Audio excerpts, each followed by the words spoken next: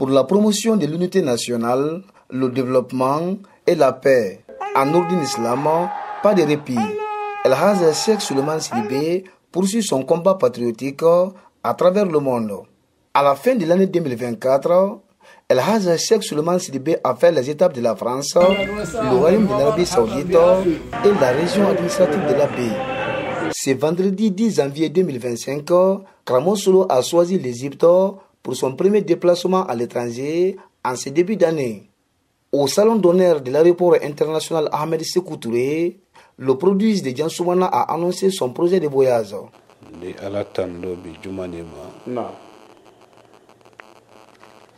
Banka sarankana ke Djansoumana mobolo. Naam. Ka sarankana kelen wala se jankana mobolo ma. Naam. Sarankana wala se to kanka mobolo ma. Naam. Ka banka ansara Nuruddin Jamala. Naam. Achana muso. Naam. Ambora kankan kunu. Naam. Mansa ala kan kanda nyumado na Conakry. Naam. Kene brando klili mendi. Naam. A mabra Kramo Solo do. Naam. Kone di bara molu do. Naam. Menu hankli ko la korosila. Naam. Ka kunu susi Conakry. Naam.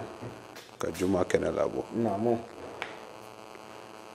Ala la dunya ni ala la sela. Naam. Ta male warabla anse koro soni ma. Naam. Me wesin na wudi to juma kolero. Naam. Ka boyambi. Naam. Ka kun la Dubai ka. Naam. Ni ala kan deme wata ma. Naam. Ni banka wuli Dubai fane. Naam. Kan kun la jamana wara ka. Naam. O fane ya rabu jamana wara ledi. Naam. De la capitale guinéenne Conakry, El Hadj Cheikh Souleymane Sidibé et sa suite ont fait une courte pause à Dubaï avant de continuer son chemin de pèlerin sur l'Égypte, pays des pharaons. À l'aéroport international de Caire, l'ambassadeur de la paix pour l'UNESCO a été chaleureusement reçu par les membres de l'ambassade de Guinée. Effectivement, c'est une fierté pour nous de recevoir une telle personnalité. Parce que quand vous savez très bien, le calife Sidibé représente la Guinée à l'extérieur. Si nous avons aujourd'hui cette chance de le recevoir ici, je peux dire vraiment c'est même une bénédiction pour nous. C'est une fierté pour tous les personnes de l'ambassade. Nous savons que ce n'est pas n'importe qui. Et nous savons qu'il peut vraiment aussi raffermir ici les relations qui existent entre la Guinée et l'Égypte. En ce qui concerne les conditions de vie et de travail des millions de Guinéens vivant dans ces pays, le diplomate guinéen rassure, tout en mettant un accent sur le problème des documents de séjour imposés par le gouvernement du pays hôte.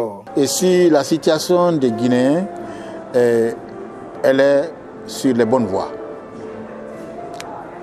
Comme vous le savez bien, l'Égypte est un pays bien organisé. Nous sommes très nombreux.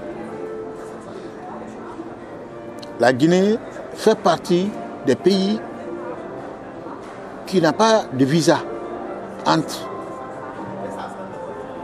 la Guinée et l'Égypte. Un Guinéen peut se lever aujourd'hui à Conakry et dire demain je vais dormir au Caire. Ce qui fait que nous sommes nombreux ici.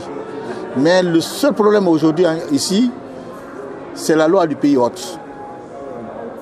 Ils ont mis en place dans leur législation les séjours pour tous les étrangers.